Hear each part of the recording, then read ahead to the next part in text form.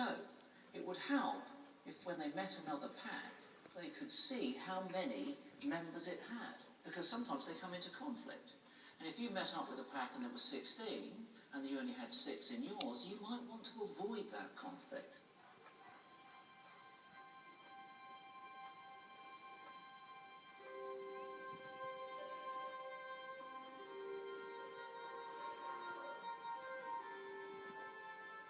For domestic dogs, a lot of intelligence echoes down the generations from their wild wolf ancestors.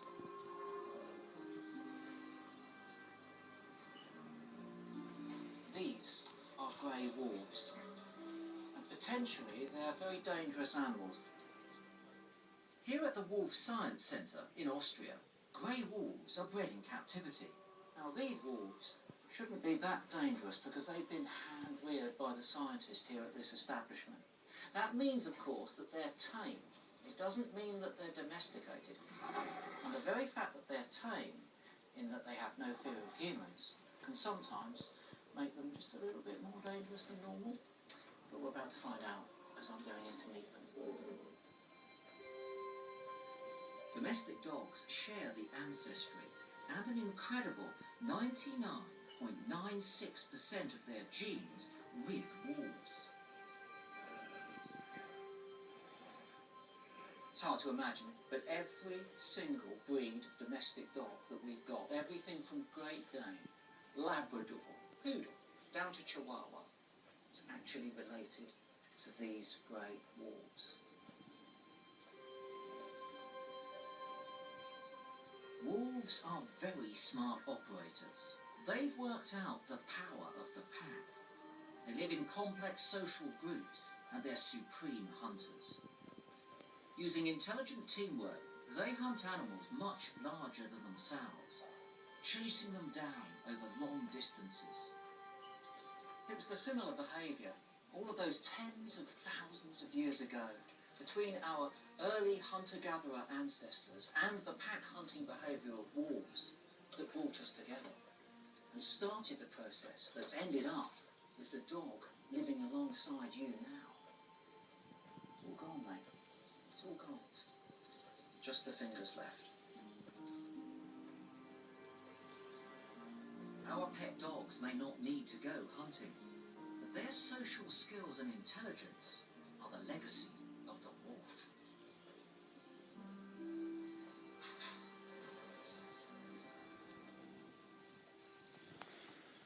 So what about cats? How will they do in an intelligence test?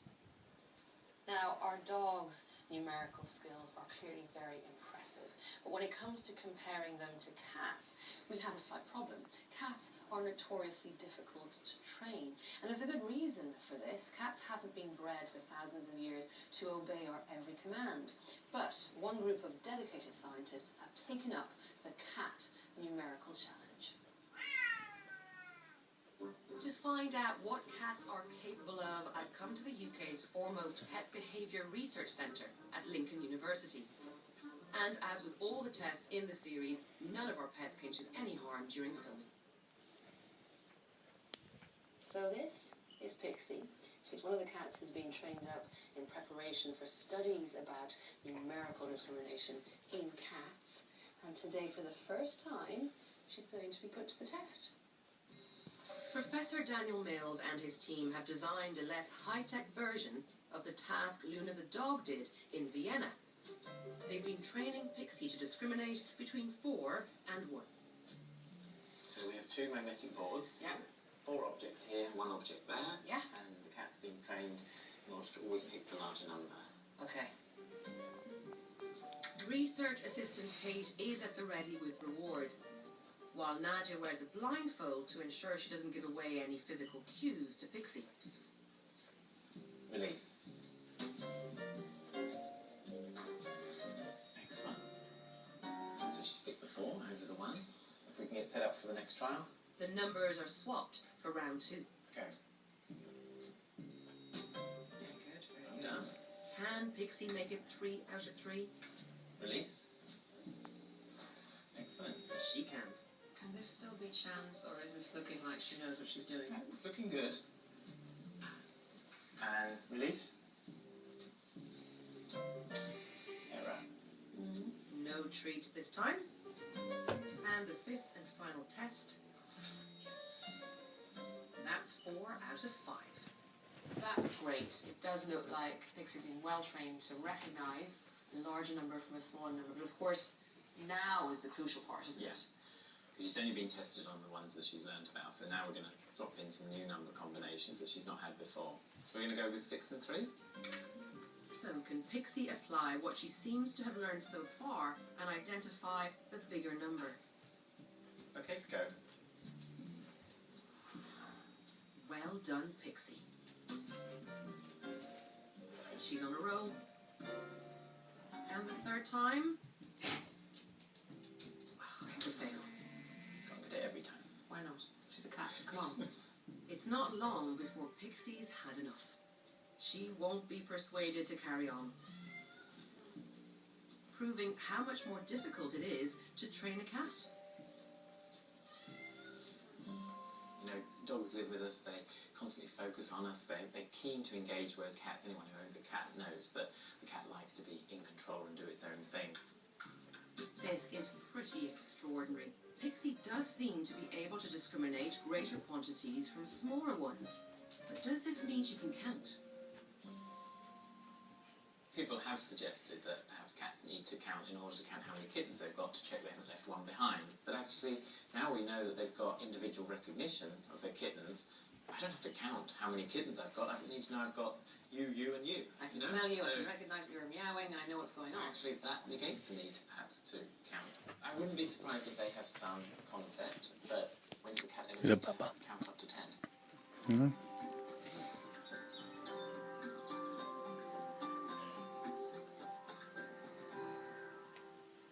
I think we have to say that when it comes to the numbers game, the dogs have nailed it. It does look like that, doesn't it? But there are clear evolutionary reasons as to why cats may not have needed to evolve this particular type of numerical intelligence. For one thing, they're solitary animals. They seek out lone prey.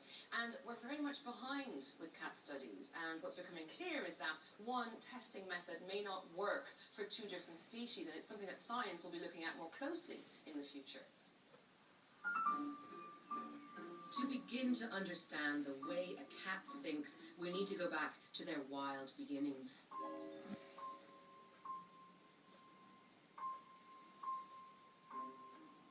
This cat might look like your average pet tabby, but it is in fact an Arabian wildcat.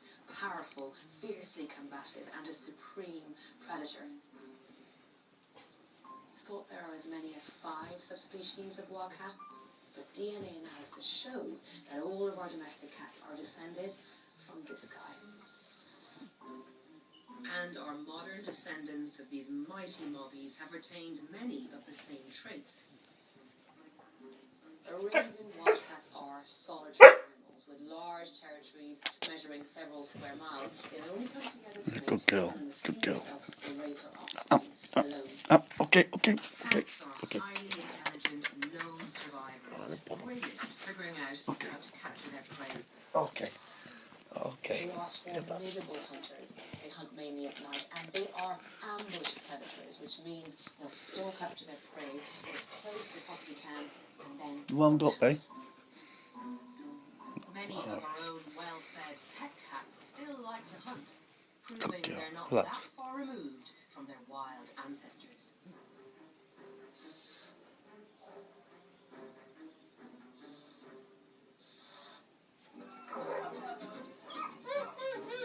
Okay, both cats and dogs are clearly intelligent.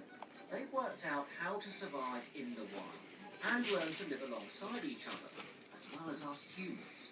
But which of these 2 animals is the smartest overall?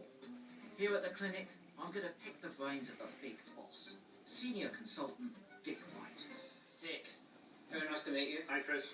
Got to get to the bottom of this dog and cat brain issue, but before we do, there's no bias. You like each animal in an equal fashion, I presume.